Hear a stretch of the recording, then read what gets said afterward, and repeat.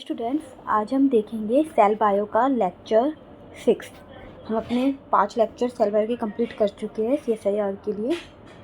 तो जो भी मैं करवा रही हूँ बहुत इंपॉर्टेंट है। हमने लास्ट लेक्चर्स में क्या देखा था, प्लाज्मा मेम्ब्रेन के कंपोजिशन के बारे में देखी थी। वो किस चीज़ से बनी है, like lipid, carbohydrate and protein. उनको हमने बहुत ज़्यादा डिटेल में डिस्कस किया है और उससे बाहर कुछ भी नहीं आएगा। अब हम देख रहे हैं इसकी जो प्लाज्मा मेम्ब्रेन है उसके अंदर मॉलिक्यूल कैसे ट्रांसपोर्ट होते हैं। जैसे हमारी सेल है, देखो बच्चों, ठीक है। जैसे हम देख चुके हैं कि जो सेल है हमारी, इसकी प्लाज्मा मेम्ब्रेन लिपिड की बाइलेयर से बनी होती है, ठीक है, लिपिड बाइलेयर। तो सेल के अंदर कुछ मॉलिक्यूल एंटर करते हैं और सेल के से भी कुछ मॉलिक्यूल बाहर की तरफ जाते हैं, ठीक है। इनफ्लक्स और इफ्लक्स होता रहता है। तो वो मॉलिक्यूल का ट्रांसपोर्ट कैसे होता है। अब बच्चों, जो लिपिड सोल्यूबल मॉलिक्यूल है वो तो इजीली मूव कर जाएंगे, स्मॉल मॉलिक्यूल, लेकिन जो आयंस है, हाइड्रोफिलिक मॉलिक्यूल है, चार्ज्ड आयंस है, वो आसानी से मूव नहीं कर पाते। तो उनके लिए हमें कुछ ट्रांसपोर्टर प्रोटीन की ज़रूरत पड़ती है। तो आज हम यही देखेंगे बच्चों अपने इसमें कि मेम्ब्रेन ट्रांसपोर्टर प्रोटीन की प्लाज्मा मेम्ब्रेन है हमारी सेल की, उसके अंदर जो भी सोल्यूट आयंस आ रहे हैं और बाहर जा रहे हैं, तो वो किस तरह से जा रहे हैं, उनको किसी प्रोटीन की हेल्प चाहिए ट्रांसपोर्ट करवाने के लिए। तो उसी के क्या बोलते हैं, मेम्ब्रेन ट्रांसपोर्टर प्रोटीन। आया समझ में। देखो, जैसे हमें नहीं होता कि मान लो कि छोटा मोटा सामान है तो वो हम अपने घर से हमें कहीं और पहुंचाना है तो हम आसानी से पहुंचा सकते हैं। अब कोई बड़ा मॉलिक्यूल है, कोई बड़ा सामान आ गया, बड़ा लगेज आ गया, हम नहीं ले जा पा रहे, तो हम क्या करते हैं बच्चों, किसी ऑटो को हायर करते हैं या किसी और एजेंसी को हायर करते हैं, पोर्टर करते हैं कि हम वो सामान को एक जगह से दूसरी जगह पहुँचा सके। तो ऐसे ही हमारे ट्रांसपोर्टर है, वो क्या करते हैं कि हमारी सेल में से सामान, जो भी सोल्यूट आयंस है, उनको इनसाइड या आउटसाइड ट्रांसपोर्ट करने में हेल्प करते हैं। और बच्चों, ये कौन से नेचर के होते हैं, ये होते हैं प्रोटीन, ठीक है। अब प्रोटीन भी कैसे हो सकते हैं, ये कैरियर प्रोटीन भी हो सकते हैं और चैनल प्रोटीन भी हो सकते हैं। दोनों को डिटेल में स्टडी करना है, ठीक है। अब कैरियर प्रोटीन की देखो, जो कैरियर प्रोटीन होते हैं वो बच्चों एक्टिव भी हो सकते हैं और पैसिव भी हो सकते हैं। एक्टिव मतलब ये भी हम देखेंगे पूरा डिटेल में, एक्टिव और पैसिव क्या होता है। एक्टिव तो होते हैं बच्चों जिसमें एनर्जी की रिक्वायरमेंट पड़ती है, ठीक है, energy required in the form of ATP, no energy required, इसके अंदर एनर्जी की रिक्वायरमेंट नहीं पड़ती, ठीक है। अब इतना ही समझो। अभी हमें एक्टिव और पैसिव और ये सारे जो भी मैंने यहाँ पे लिखा हुआ है ना, uniport, symport, antiport, voltage gated channel, ligand gated channel, mechanical gated channel, सारे विद एग्जांपल देखना है। तो जो कैरियर प्रोटीन होता है वो बच्चे ध्यान रखना, एक्टिव भी हो सकता है, पैसिव भी हो सकता है। लेकिन जो चैनल प्रोटीन्स होते हैं, एक मिनट, जो क्या होते हैं हमारे चैनल प्रोटीन होते हैं, वो हमेशा कैसे मिलेंगे, पैसिव। कैसे मिलेंगे, ध्यान रखना, हमेशा पैसिव मिलेंगे, उसके अंदर एनर्जी की रिक्वायरमेंट नहीं पड़ती। और कैरियर प्रोटीन एक्टिव और पैसिव दोनों हो सकते हैं। कैरियर प्रोटीन यूनिपोर्ट भी हो सकते हैं और कोड ट्रांसपोर्ट भी हो सकते हैं। यूनि मतलब वन, ठीक है, पोर्ट मतलब ट्रांसपोर्ट करने वाला। ऐसे मॉलिक्यूल जो, जैसे हमारी प्लाज्मा मेम्ब्रेन है, उसमें सिर्फ एक बार में एक ही मॉलिक्यूल को एक डायरेक्शन में ट्रांसफ़र करवाया। जिस मॉलिक्यूल को मतलब यहाँ से यहाँ ट्रांसफ़र करवाया, सिर्फ एक मॉलिक्यूल को, ठीक है, वो भी एक टाइम में। को ट्रांसपोर्टर दो टाइप के होते हैं बच्चों, सिम्पोर्टर और एंटीपोर्टर। सिम्पोर्टर क्या होते हैं, सिम मतलब जो एक साइड में, ये तो इनसाइड ही मॉलिक्यूल को ट्रांसफ़र करवाएंगे या आउटसाइड ही मॉलिक्यूल को ट्रांसफ़र करवाएंगे। दो मॉलिक्यूल को एक ही टाइम में, एक ही डायरेक्शन में, सेम डायरेक्शन सेम टाइम, ठीक है, और होंगे दो मॉलिक्यूल, तो उनको क्या बोलते हैं, को ट्रांसपोर्टर। इसका बहुत ज़्यादा अच्छा एग्जांपल है सोडियम ग्लूकोज ट्रांसपोर्टर। उसमें क्या होता है बच्चों कि ये प्रोटीन है हमारा कैरियर प्रोटीन, ये सोडियम को और ग्लूकोज को एक साथ एक टाइम पे एक ही डायरेक्शन में ट्रांसफ़र करवाता है। दूसरा एग्जांपल है को ट्रांसपोर्टर का एंटीपोर्टर। एंटी मतलब उल्टा, कि उसमें जो हमारा प्रोटीन होगा एक मॉलिक्यूल को तो अंदर की तरफ भेजेगा और एक मॉलिक्यूल को क्या भेजेगा, बाहर की तरफ भेजेगा। इसका एक बहुत अच्छा एग्जांपल है, बहुत नॉन एग्जांपल है, सोडियम पोटेशियम पंप, ठीक है। इसको तो हमें डिटेल में पढ़ना ही है, क्वेश्चंस आते हैं इस पर। जो दो मॉलिक्यूल है एक टाइम में अलग अलग डायरेक्शन में भेजे जा रहे हैं। सिम्पोर्टर में दो मॉलिक्यूल सेम डायरेक्शन में भेजे जा रहे हैं और एंटीपोर्टर में दो मॉलिक्यूल अलग अलग डायरेक्शन में भेजे जा रहे हैं, उसको क्या बोलेंगे हम, antiporter. Two molecule pass at different direction. आया समझ में। और चैनल प्रोटीन में क्या होता है, ये हमेशा पैसिव होते हैं, ये कभी भी एक्टिव नहीं होते, इसके अंदर एनर्जी की रिक्वायरमेंट नहीं पड़ती। ये वोल्टेज गेटेड चैनल हो सकते हैं, लिगेंड गेटेड चैनल हो सकते हैं, मैकेनिकल गेटेड चैनल हो सकते हैं। तो इनके बारे में भी हम देखेंगे। एक बार हम इसको ओवरव्यू कर लेते हैं, सारा बेसिक सा देख लेते हैं। देखो बच्चों, अब स्टार्ट करते हैं। अब हमारा सबसे पहले एक्टिव और पैसिव ट्रांसपोर्ट, ठीक है। अपने हेडिंग है एक्टिव एंड पैसिव ट्रांसपोर्टर, ठीक है, ट्रांसपोर्टर। पहले एक्टिव एंड पैसिव में थोड़ा सा डिफरेंस देख लेते हैं। वैसे हम बहुत मतलब छोटी क्लासेस से ही पढ़ लेते हैं एक्टिव और पैसिव का, 11th 12th में अच्छे से पढ़ा हुआ होता है, फिर भी एक बार देख लेते हैं। Passive and it's this side active, okay.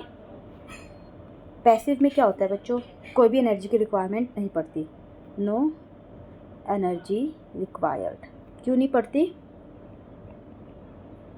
अब ये सोचो, मान लो ये है हमारी प्लाज्मा मेम्ब्रेन, ठीक है। यहाँ पे किसी चीज़ की कंसंट्रेशन बहुत ज़्यादा है, क्या है, हाई कंसंट्रेशन है मॉलिक्यूल की, हाई कंसंट्रेशन, और यहाँ पे है कंसंट्रेशन लो। तो मॉलिक्यूल आसानी से हाई कंसंट्रेशन की से लो कंसंट्रेशन की तरफ डिफ्यूज़ हो जाएगा, आराम से चला जाएगा। आ रहा है समझ में? तो इसको क्या बोलेंगे हम, पैसिव ट्रांसपोर्ट। यहाँ पे मान लो कोई चैनल भी हो सकता है, उसके थ्रू भी क्या है, वो आसानी से हाई कंसंट्रेशन से लो कंसंट्रेशन की तरफ जा रहा है। कोई चैनल भी हो सकता है, कैरियर भी हो सकता है, ठीक है। क्योंकि चैनल और कैरियर दोनों क्या हो सकते हैं, पैसिव हो सकते हैं, खाली कैरियर सॉरी हाँ और यहाँ पे क्या हो सकता है, ये चैनल भी हो सकता है कोई, क्योंकि चैनल और कैरियर दोनों कैसे हो सकते हैं, पैसिव हो सकते हैं, ठीक है। और कैरियर सिर्फ क्या हो सकता है, एक्टिव और पैसिव दोनों हो सकता है, ध्यान रहेगा। तो इसके अंदर जब हाई कंसंट्रेशन से कहाँ जा रहे हैं, लो की तरफ जा रहे हैं, तो कोई भी एनर्जी की रिक्वायरमेंट नहीं पड़ती, no energy required, no energy required, ठीक है। और इसको क्या बोलते हैं हम, डाउन हिल मूवमेंट। क्या बोलते हैं, डाउन हिल मूवमेंट। ये नोट्स साथ के साथ बनाते जाना, इससे क्या होगा, आपके लास्ट में सारे नोट्स प्रिपेयर हो जाएंगे। और ये जो नोट्स बने हुए सारी स्टैंडर्ड बुक्स के नोट्स है, ठीक है। इन्हीं को ही पढ़ के मैंने अपना नेट क्लियर किया था, इसके अलावा मैंने कोई दूसरी बुक नहीं देखी। तो अच्छे से करना। इसके अंदर क्या होता है, एनर्जी की रिक्वायरमेंट पड़ती है, एनर्जी रिक्वायर्ड, एनर्जी रिक्वायर्ड। इसमें क्या होता है, मान लो इट्स आवर प्लाज्मा मेम्ब्रेन, ठीक है। यहाँ पे कंसंट्रेशन क्या है, लो है, आपकी बात कैसी है, लो। और यहाँ पे मॉलिक्यूल की कंसंट्रेशन क्या है, बहुत ज़्यादा है, कैसी है, हाई। अब हमें उल्टा भेजना है, लो से हाई की तरफ भेजना है। इसके पास तो पहले ही कम है इस साइड, फिर भी हमें क्या करना है, लो से हाई की तरफ भेजना है। तो इसके लिए हमें किसकी रिक्वायरमेंट पड़ेगी, एनर्जी की रिक्वायरमेंट पड़ेगी। और यहाँ पे मान लो कोई हमारे पास क्या है, कैरियर। यहाँ पे चैनल नहीं हो सकता है, क्योंकि चैनल हमेशा क्या होते हैं, channel are always passive, always क्या होते हैं, ये पैसिव, ठीक है। तो यहाँ पे कोई कैरियर प्रोटीन है, ठीक है, उसकी हेल्प से हम लो से हाई कंसंट्रेशन की तरफ अपने मॉलिक्यूल को ट्रांसपोर्ट कर रहा है। तो इसके अंदर हमें एनर्जी की रिक्वायरमेंट पड़ेगी, उसका नाम होता है एटीपी। एटीपी एनर्जी की हेल्प से हम मॉलिक्यूल को लो कंसंट्रेशन से हाई कंसंट्रेशन की तरफ भेज सकते हैं। इसके पास पहले ही बहुत सारा है, बी साइड, मान लो ये बी साइड है या ए साइड है, बी साइड पहले ही बहुत ज़्यादा है, फिर भी हमें क्या करना है, उसकी साइड और भेजना है, लो से हाई की तरफ भेजना है। तो हमें एटीपी की रिक्वायरमेंट पड़ेगी, एनर्जी रिक्वायरमेंट पड़ती है। तो हम इसको बोलते हैं अप हिल मूवमेंट। क्या बोलेंगे, अप हिल मूवमेंट, ठीक है। अब आप एक एग्जांपल से समझो, मान लो यहाँ पे वाटर का कोई टैंक है, ठीक है, यहाँ पे छोटा सा है, ठीक है, यहाँ पे भी है। अब हमें वाटर का ट्रांसफ़र करवाना है, यहाँ से यहाँ डाउन हिल करवाना है, ठीक है, नीचे की तरफ करवाना है। तो हमें कोई एनर्जी की रिक्वायरमेंट पड़ेगी, नहीं पड़ेगी, आसानी से चला जाएगा। अगर हमें इसी पानी को ऊपर की तरफ पहुँचाना है, तो क्या है, हमें मोटर लगानी पड़ती है पानी की, ताकि पानी वो नीचे से कहाँ चढ़ जाए, ऊपर की तरफ चढ़ जाए, अपने आप नहीं चढ़ पाता। तो इसलिए हमें यहाँ पे किसकी ज़रूरत पड़ी, एनर्जी की, अप हिल मूवमेंट की तरफ, ऊपर की तरफ मूवमेंट के लिए हमें एनर्जी की रिक्वायरमेंट पड़ती है। और जब डाउन हिल मूवमेंट कर रहा है तो हमें एनर्जी की रिक्वायरमेंट नहीं होगी। आया समझ में? तो एक्टिव और पैसिव में कोई भी डाउट नहीं होना चाहिए। अब देखो बच्चों, अब हम देखेंगे सबसे पहले हमारा पैसिव का, ठीक है। एक बहुत अच्छा एग्जांपल देखेंगे पैसिव, और उसमें भी कैरियर मीडिएटेड। चैनल नहीं, चैनल का हम बाद में देखेंगे। हमने देखो कैरियर और चैनल दो पढ़े थे। अब कैरियर में भी कैरियर है वो कैसे हो सकते हैं बच्चों? Carrier protein can be active and it can be passive, ठीक है। जो वो पैसिव होता है तो हम उसे एक नाम देते हैं फैसिलिटेटेड डिफ्यूज़न। क्या बोल देते हैं हम उसे? फैसिलिटेटेड डिफ्यूज़न, फैसिलिटेटेड डिफ्यूज़न, ठीक है। तो अब यही देखेंगे हम, हमारा मेन टॉपिक यही है।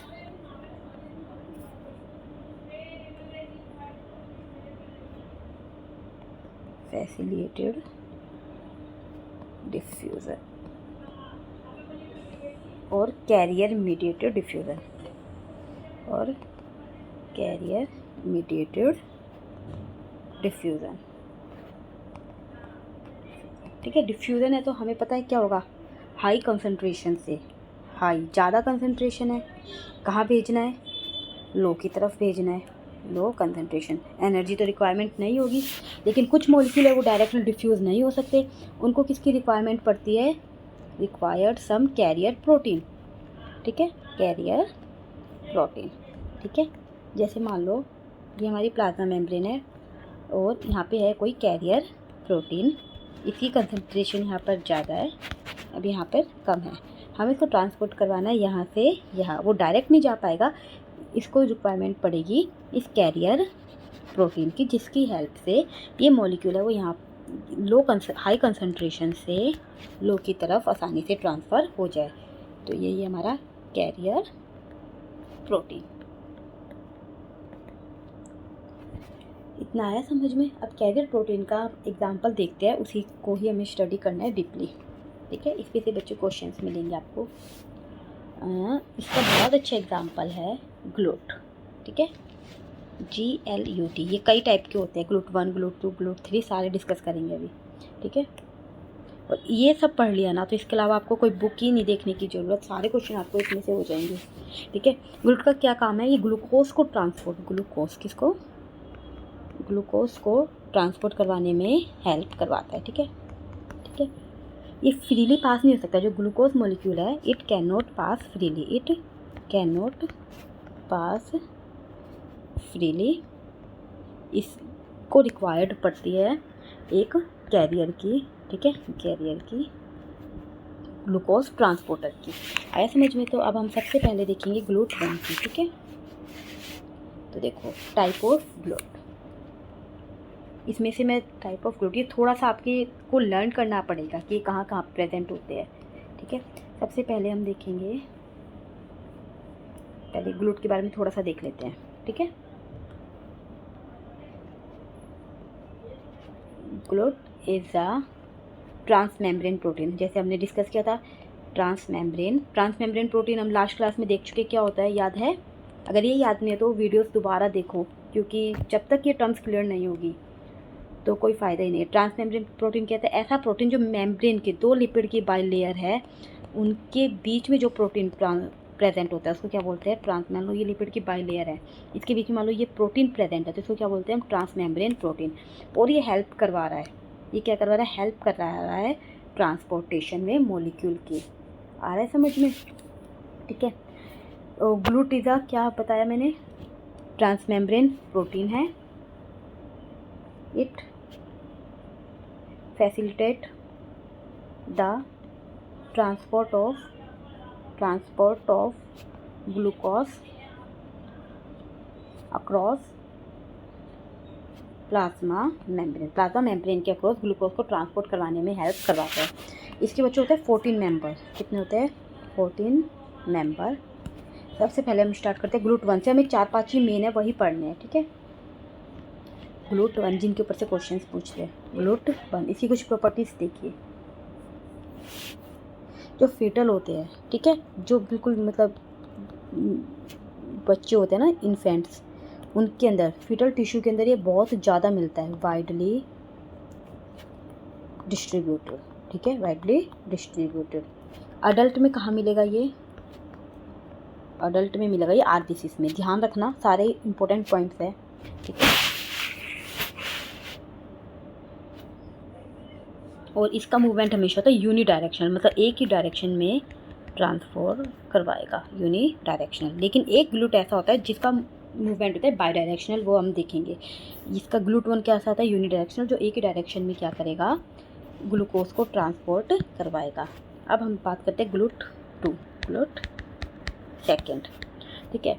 ये मिलता है लीवर सेल में, ठीक है, कहाँ मिलता है, लीवर सेल, ठीक है। ये होता है बाई डायरेक्शनल, बाई डायरेक्शनल कैसे, ठीक है।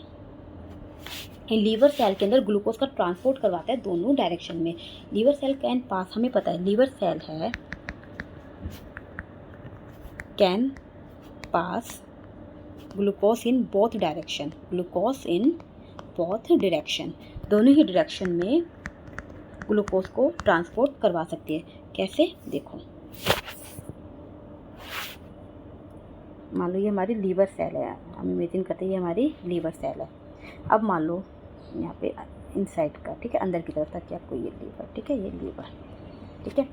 मान लो हमें ग्लूकोज को इकट्ठा करना है ग्लाइकोजन की फॉर्म में, ठीक है, ग्लाइकोजन। तो ग्लूकोज का इनसाइड ट्रांसफ़र होएगा, ग्लूकोज अंदर की तरफ जाएगा और ग्लाइकोजन की फॉर्म में स्टोर हो जाएगा। अब मान लो ग्लाइकोजन की यूज़ है तो ग्लाइकोजन टूटेगा ग्लूकोज में और वो कहाँ जाएगा, glycogen break down into glucose, वो कहाँ जाएगा, सेल से बाहर आ जाएगा। तो अब दिख रहा है ग्लूकोज अंदर भी जा रहा है और बाहर की भी जा रहा है। तो ये किसकी हेल्प से हो रहा है, ग्लूट 2 किसकी हेल्प से आ रहा है, ग्लूट 2। वो कैसा है, बाई डायरेक्शनल करता है, बाई डायरेक्शनल काम करता है, ग्लूकोज का ट्रांसफ़र करवाता है, glucose transfer in both direction in liver cell, both direction in liver cell. Liver cell के अंदर ये दोनों साइड में क्या कर सकता है, ग्लूकोज का ट्रांसपोर्ट करवा सकते हैं, क्योंकि लीवर के अंदर ग्लूकोज स्टोर होता है। मान लो ग्लूकोज एक्सेस अमाउंट में है तो क्या होगा, लीवर के अंदर जाएगा, लीवर सेल के अंदर, और ग्लाइकोजन की फॉर्म में स्टोर हो जाएगा। अब मान लो हमने फास्टिंग करी, हमें ग्लाइकोजन, हमें ग्लूकोज की रिक्वायरमेंट है, हमारे बॉडी में ग्लूकोज कम है, तो ग्लाइकोजन ब्रेक डाउन होगा ग्लूकोज में और वो सेल से बाहर आ जाएगा, लीवर सेल से बाहर आ जाएगा, फिर हमारी बॉडी उसको यूज़ कर लेगी। तो हमने देखा कि ये ग्लूट 2 है वो दोनों ही डायरेक्शन में काम करे। खाली ग्लूट 2 ही ऐसा है जो बाई डायरेक्शनल होता है और सारे की ग्लूट क्या होता है, यूनी डायरेक्शनल होते हैं। ये चीज़ ध्यान रखना, ठीक है। अब थर्ड आता है हमारे पास ग्लूट 3, ग्लूट थर्ड, ठीक है। ये होता है mainly, it express mainly in neuron and placenta, express in neuron and placenta. अब इसकी एक प्रॉपर्टी ये है, मान लो कंसंट्रेशन ग्लूकोज की बहुत कम है, लो है, तो ग्लूट 3 फिर भी ग्लूकोज का ट्रांसपोर्ट करवा सकता है। क्यों, क्योंकि मान लो हमारा न्यूरॉन्स माइंड है, ठीक है, माइंड से रिलेटेड हो गया। अगर मान लो हमारे माइंड की, हमें पता है हमारी पूरी बॉडी को कंट्रोल करता है माइंड, तो माइंड तक तो ग्लूकोज पहुंचना बहुत ज़रूरी है, और प्लेसेंटा तक, क्योंकि न्यूबॉर्न बेबी है, जब बॉडी में ग्लूकोज की कमी आ जाए, लेकिन प्लेसेंटा के थ्रू जो हमारी बेबी तक ग्लूकोज पहुँचे उसमें कमी नहीं आनी चाहिए। तो इसलिए ग्लूकोज मान लो अगर बहुत लो कंसनट्रेशन है, क्या है, ग्लूकोज की बहुत लो कंसनट्रेशन है, फिर भी, ठीक है, glucose low concentration, still GLUT 3 work, ठीक है, ग्लूट 3 वर्क। बहुत कम कंसंट्रेशन है हमारी बॉडी में, फिर भी ये क्या करेगा, हमारे न्यूरॉन्स तक और प्लेसेंटा तक क्या करवाएगा, ग्लूकोज का ट्रांसपोर्ट करवाएगा, ठीक है। Glucose low concentration, still GLUT 3 work, it can transport glucose to neuron and placenta at very low concentration, बहुत लो कंसंट्रेशन में भी ट्रांसफ़र करा पाएगा। क्योंकि हमारे अगर ब्रेन में कोई प्रॉब्लम आ गई, मतलब ब्रेन तक ग्लूकोज नहीं पहुंचा, तो पूरी बॉडी इफेक्ट होगी। तो ग्लूट 3 का काम है, चाहे हमारी बॉडी में ग्लूकोज कम है, लेकिन ग्लूट 3 को बोला जाता है कि जब तक जितना भी ग्लूकोज है बहुत कम कंसंट्रेशन में, सबसे पहले कहाँ पहुँचाओ, न्यूरॉन तक, और अगर कोई प्रेग्नेंट मदर है उसकी बॉडी में ग्लूकोज कम है तो प्लेसेंटा तक उसे पहुंचाओ। आया समझ में। अब एक आता है बच्चों ग्लूट 4। ये एक बहुत बड़ा एक्सेप्शन है। सारे के सारे जो ग्लूट है, अदर ऑल जितने भी ग्लूकोज है, सारे कहाँ प्रेजेंट होते हैं, प्लाज्मा मेम्ब्रेन पे, ठीक है। फिर ग्लूट 4 है वो कहाँ प्रेजेंट होता है, it present on endocytolic vesicle, ठीक है, एंडोसाइटोलिक वेसिकल पर ये प्रेजेंट होता है। And other all GLUT present on plasma membrane. सिर्फ एक यही ग्लूट है, ग्लूट 4, जो कहाँ प्रेजेंट होता है, एंडोसाइटोलिक वेसिकल पर प्रेजेंट होता है। तो ये फ्रैक्शन है, इसको ध्यान में रख लेना। तो समझ में आया आज के लिए बच्चों इतना ही काफ़ी। नेक्स्ट में हम पढ़ेंगे एक्टिव ट्रांसपोर्ट, ठीक है। हमने आज क्या क्या देखा, तो एक बार हम रिवाइज कर लेते हैं सारा। क्या क्या देखा बच्चों हमने देखे मेम्ब्रेन के अंदर मॉलिक्यूल का ट्रांसपोर्ट होना, ठीक है। वो इनसाइड भी हो सकता है, आउटसाइड भी हो सकता है, और वो कैरियर की हेल्प से भी हो सकता है और चैनल की हेल्प से भी हो सकता है। जो कैरियर होते हैं वो एक्टिव भी हो सकते हैं और पैसिव भी हो सकते हैं। चैनल में हमने ये पढ़ा नहीं है, लेकिन हम आगे क्लासेस में पढ़ेंगे कौन कौन से हो सकते हैं, वोल्टेज गेटेड, मैकेनिकल और लिगेंड गेटेड चैनल, ठीक है। एक्टिव और पैसिव। हमने सबसे पहले पैसिव के बारे में देखा। पैसिव के बारे में हमने क्या देखा, फैसिलिटेटेड डिफ्यूज़न, हाई कंसंट्रेशन से लो कंसंट्रेशन। फिर उसके अंदर हमने बहुत अच्छा एग्जांपल देखा ग्लूट का, ठीक है, ग्लूट 1, ग्लूट 2, ग्लूट 3, ग्लूट 4, ठीक है। इतना समझ में आया। नेक्स्ट वाले में हम देखेंगे, नेक्स्ट लेक्चर में हम एक्टिव ट्रांसपोर्ट देखेंगे। एक्टिव में भी हम देखेंगे प्राइमरी और सेकेंडरी, ठीक है, सोडियम पोटेशियम पंप, जो बहुत इंपॉर्टेंट है, ठीक है। फिर हम पढ़ेंगे अपना वोल्टेज, ये चैनल्स के बारे में। चैनल्स हमेशा कैसे होते हैं, पैसिव होते हैं। तो एक बार इस वीडियो को रिवाइज कर लेना और अपने नोट्स बनाते रहना। अगर आपको वीडियो अच्छी लगी है तो चैनल को सब्सक्राइब और लाइक दोनों कीजिए, क्योंकि आपके लिए डेली नई वीडियो आती रहेगी। क्योंकि पूरे यूट्यूब पर आपको कहीं भी कंप्लीट सिलेबस नहीं मिलेगा CSIR का, और मैं आपको पूरे 14 के 14 यूनिट्स इस चैनल पे करवाऊँगी, जिससे आपका क्या होगा, बिना किसी फीस के आपका बिल्कुल फ्री आपका CSI की प्रिपरेशन हो जाएगी। और PYQs एंड जर्नल एप्टीट्यूड भी हम बीच बीच में सॉल्व करते रहेंगे। Thank you.